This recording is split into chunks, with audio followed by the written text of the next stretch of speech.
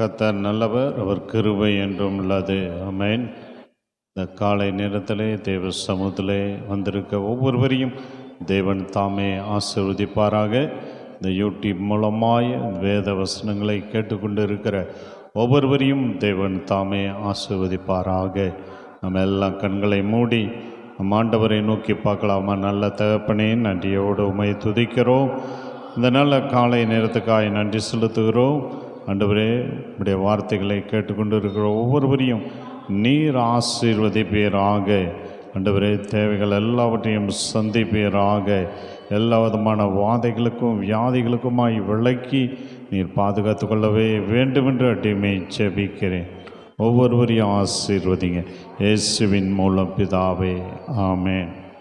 வாசிக்கலாம் வேதவசனம். மத்தேயு சுவிசேஷம் 16ஆம் அதிகாரம் 27ஆம் வசனத்தை வாசிக்க கேட்போம். மத்தேயு 16:27. மனுஷகுமாரன் தம்முடைய பிதாவின் மகிமை பொருந்தினவராய் தம்முடைய தூதரோடு கூட வருவார். அப்பொழுது அவனவன் கிரிக்கத்தக்கதாக அவன் அவனுக்கு பலன் அளிப்பார். கடைசி நாட்களிலே வாழ்ந்து கொண்டு இருக்கிறோம். ஆண்டவருடைய வருகை மிக சமீபமாக இருக்கிறது. கடைசி நாட்களில் ஆண்டவர் எப்படி வரப்போகிறார்?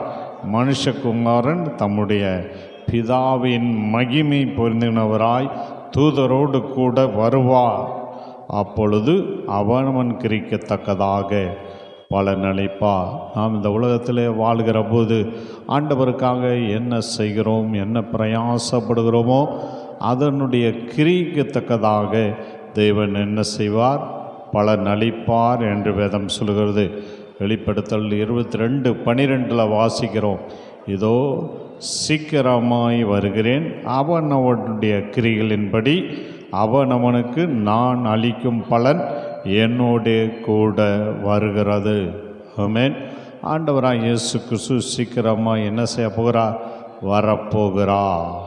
அவை வருகிற நாட்களிலே இந்த உலகத்தில் நாம் எப்படி வாழ்ந்தோம், எவ்வளவு நன்மை செய்திருக்கிறோம், எவ்வளவு தீமை செய்திருக்கிறோம் என்பதை பொறுத்து தான் அவர் என்ன செய்வார்? பலன் அளிப்பார்.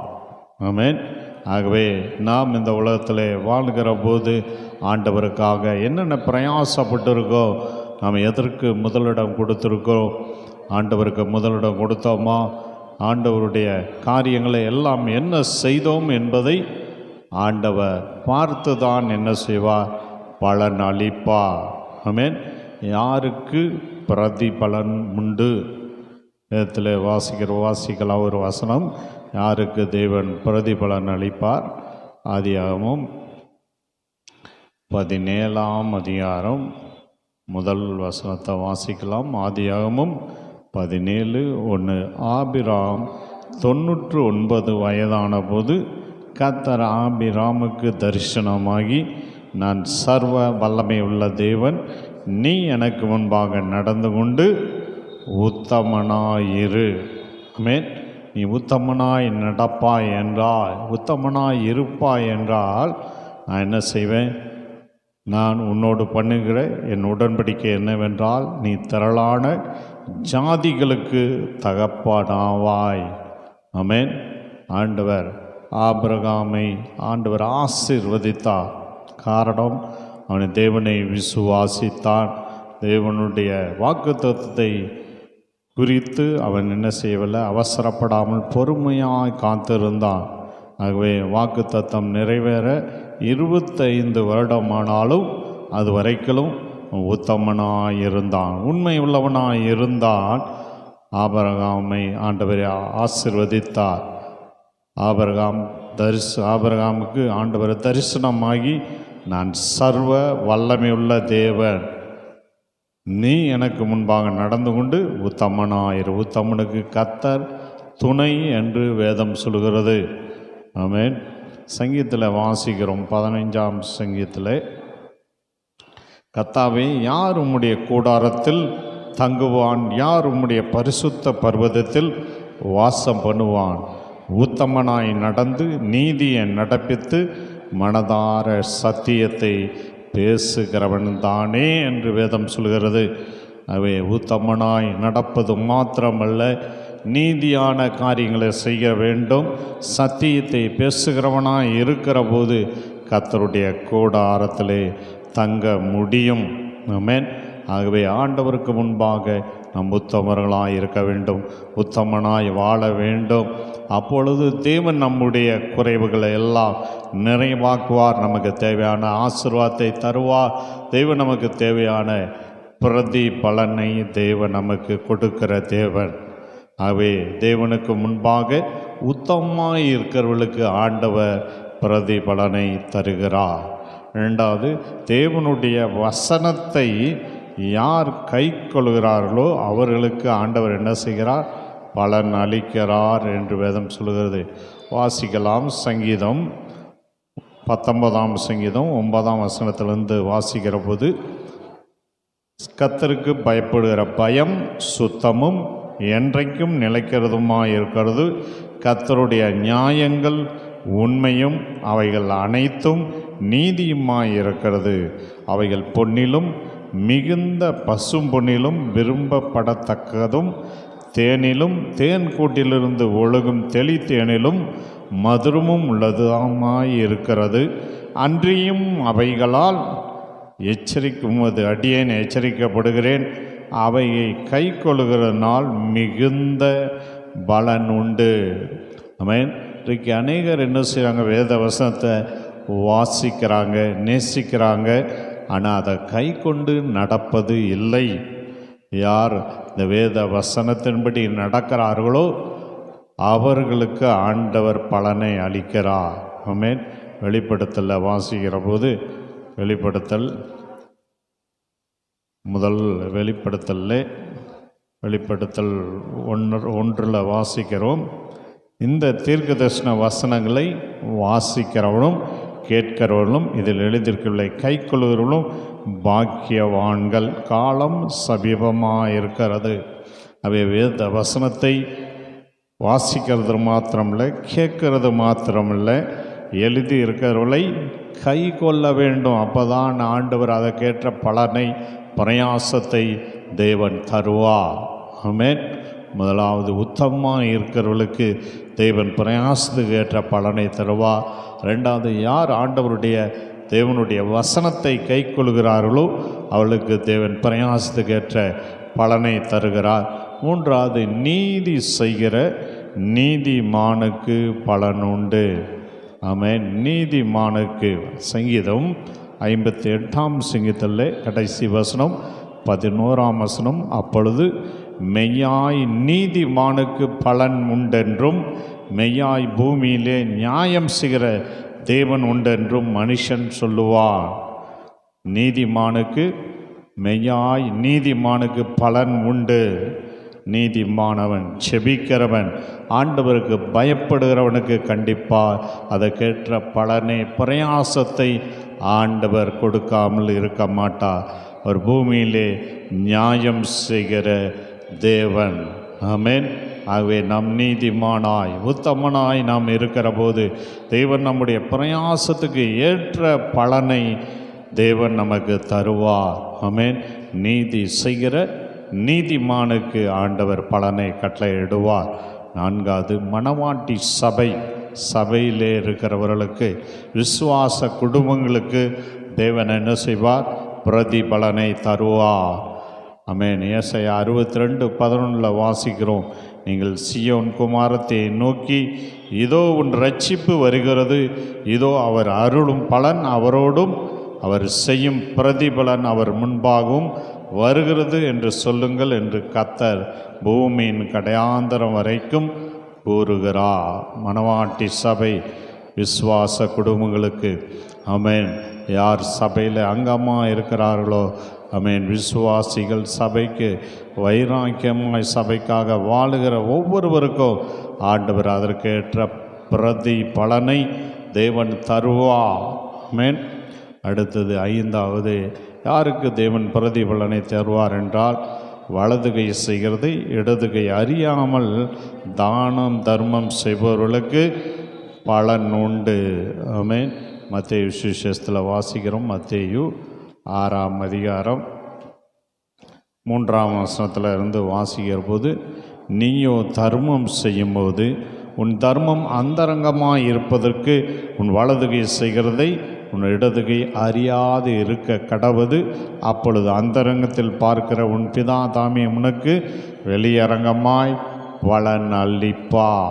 ஆமென்.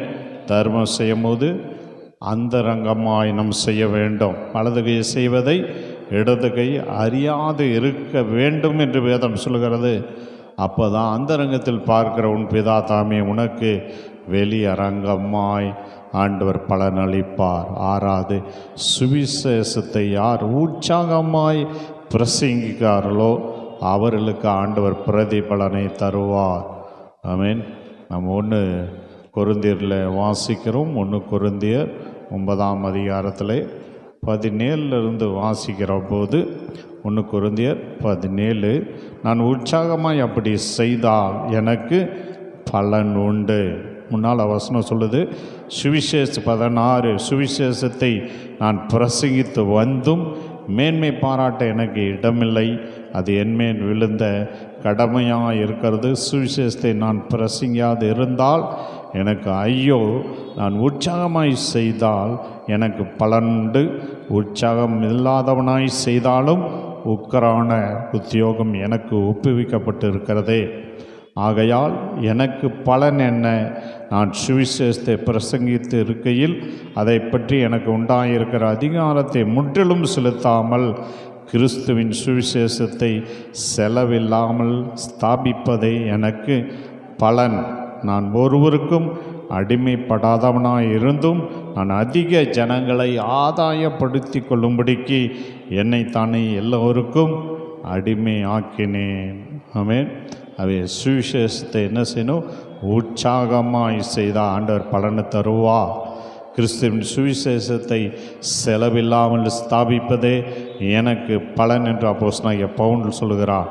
அதிக ஜனங்களை ஆதாயப்படுத்திக் கொள்ளும்படிக்கு என்னைத்தானே எல்லாருக்கும் அடிமையானேன் என்று அப்போஸ்தலனாகிய பவுல் சொல்கிறார்.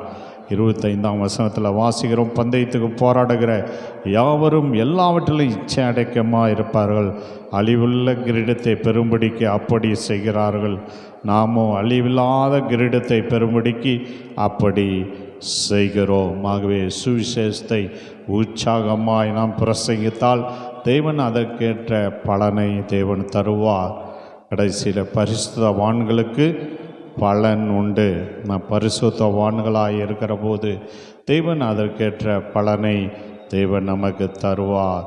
சங்கீதத்தில் வாசிக்கிறோம், சங்கீதம் 149 9ஆம் வசனம், இந்த கணம் அவருடைய பரிசுத்தவான்கள் யாவருக்கும் உண்டாகும், அல்லேலூயா என்று வேதம் சொல்கிறது.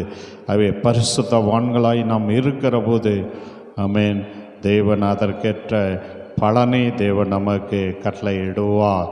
ஆமென். முதலாவது, உத்தமமாக இருக்கிறவர்களுக்கு தேவன் பிரதிபலனை தருவார். வசனத்தை கைக்கொள்வர்களுக்கு பிரதிபலனை தருவார். நீதிமானுக்கு நீதி செய்கிற நீதிமானுக்கு தேவன் பிரதிபலனை தருவார். அடுத்து, மணவாட்டி சபைக்கு தேவன் பிரதிபலனை தருவார். 5வது, வலதுகை செய்கிறதை இடதுகை அறியாமல் தானம் தர்மம் செய்வர்களுக்கு தேவன் பிரதிபலனை தருவார். சுவிசேஷத்தை உற்சாகமாய் பிரசங்கிப்பவர்களுக்கு தேவன் அதற்கேற்ற பலனை தருவார். அடுத்தது, பரிசுத்தவான்களுக்கு தேவன் பிரதிபலனை தேவன் தருவாராக. ஆமென். ஹல்லேலூயா. இந்த நாளிலே தேவ சமூகத்தில் வந்திருக்கிற எல்லாரும் ஆமென். ஹல்லேலூயா. தேவன் நமக்கு ஏற்ற பலனை கொடுக்க வேண்டும். தேவன் வரப்போகிறார், மனுஷகுமாரன் வரப்போகிறார். ஆகவே அவனுடைய கிரியைக்கு உண்டான பலனை தேவன் தரப்போகிறார்.